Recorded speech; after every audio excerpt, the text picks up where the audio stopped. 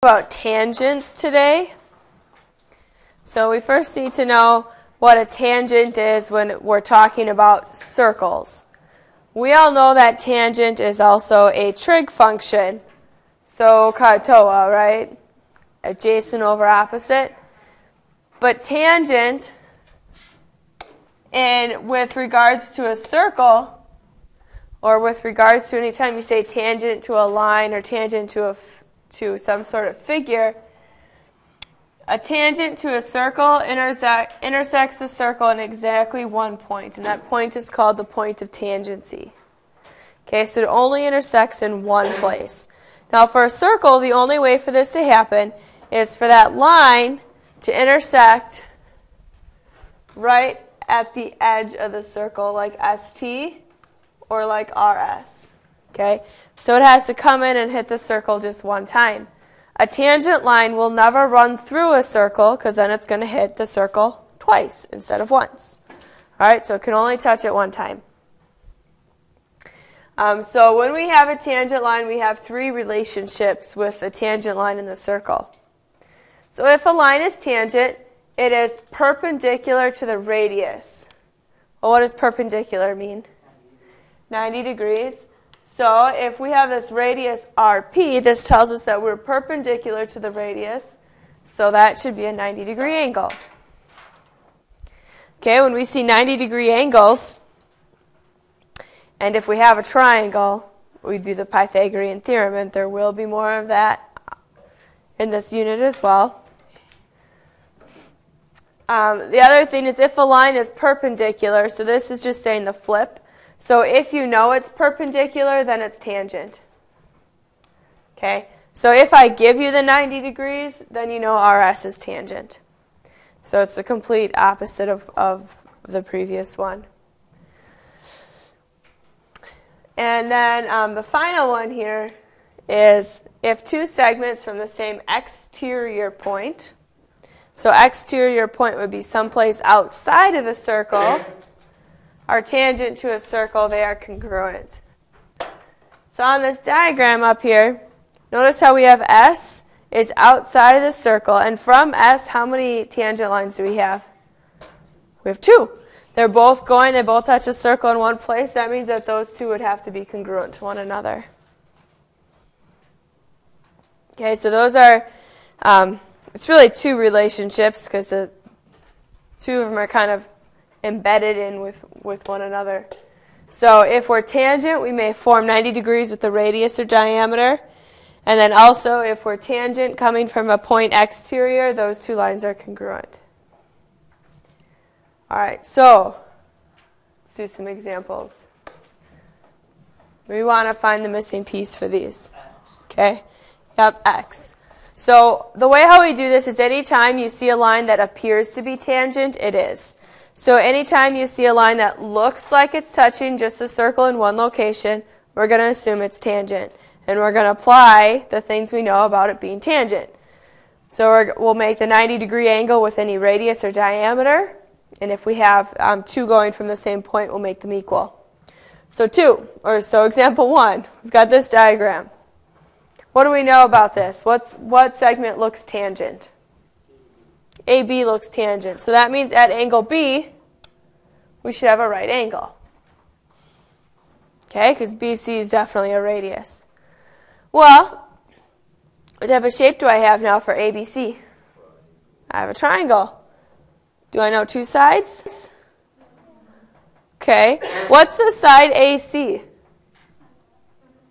Yeah, good. The side AC is 17. Why is the side AC 17 and not just 9? Good. DC is also the radius, so DC also has to be 8. So 8 and 9 will give us your 17. So now how are we going to find X? Yep, 17 squared equals 8 squared plus X squared. If you did poorly on your quiz yesterday, really anything lower than about a 30 out of 40, you completely forgot that the Pythagorean theorem exists. Is my general conclusion. So there's a whole page of problems where you had to do Pythagorean theorem for like 4 or 5 of them, and you neglected to do so. All right, so 17 squared equals 8 squared plus x squared. So how would we solve this? Okay, square 17. So what's 17 squared? 289 equals 8 squared? 64. Okay, and then what should we do with that 64? Subtract it on over. So 289 minus 64. 225 is our x squared. So then how do we get x? Square root it. So our x value should be what? 15. All right, so x is 15. Is that okay? All right, second example, we've got this diagram. So we first want to look at the diagram and decide if we have any tangents. Yes, where's our tangent line? JK. So what angle measurement do I know then? J is 90. So then how do we find x?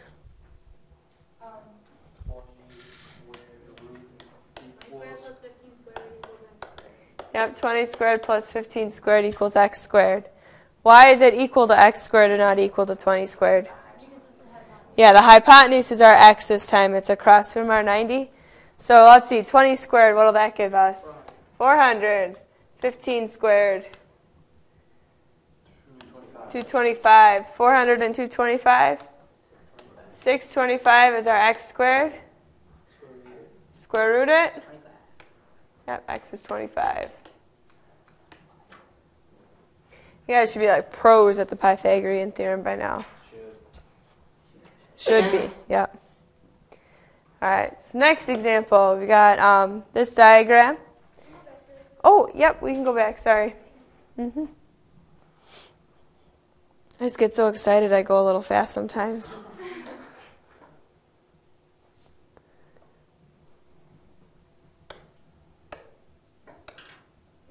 Good now? Okay.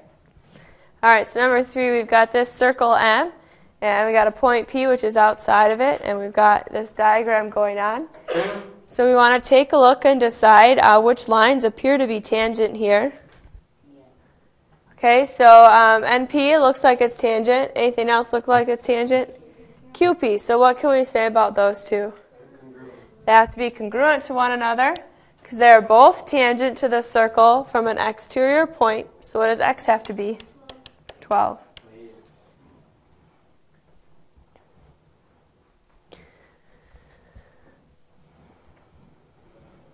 Yeah, that's it for that one. That's all. Okay, number 4. Don't you do 6 squared plus 6 squared equals x squared? Not quite. Okay, so there are 2 ways we can do this. This 2, Nikki, you're absolutely right, would be over here. So this whole side would be 8, and that whole side would be 6. So one option would be 8 squared plus 6 squared equals x squared and solve it. Does anyone see a different option that doesn't involve? 6 plus 4. Yeah, 6 plus 4. Why is it just 6 plus 4? Yeah, see here that we've got a point out here, and we have it 2 tangent lines. So if this length is 6, this length is 6. Okay? And then this other length over here, this point, we got 2 tangent lines. If this is 4, that's 4. So 6 plus 4 is 10. We'd get 10 doing the Pythagorean theorem as well, because we have 64 plus 36 is 100. I mean, so we get 10. It's just, it's a little bit longer, right? So we always want to kind of keep our eyes open for what would be the quickest route there, or the most efficient route there. So didn't you guys tell, was it you guys in class that told me that like you have to be not hard workers but smart workers? Is that you guys? This would be that was Daniel. It was Daniel telling me this. You should be smart workers. This would be an example of being a smart worker, seeing the 6 and the 4. Okay. All right, number 5. Yeah, that's what you said. Work smarter, not harder.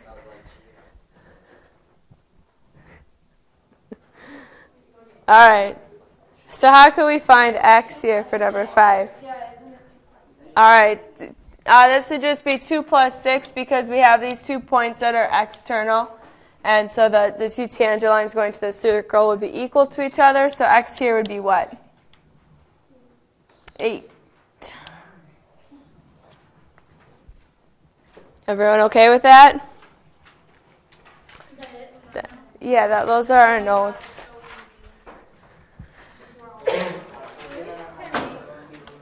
Yeah, now when we get our homework, we won't know what the heck we're doing. You'll know what you're doing.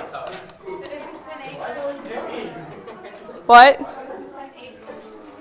No, they're not done for that yet. I haven't written them yet. So page 556, problems 8 through 19 and 38 through 40.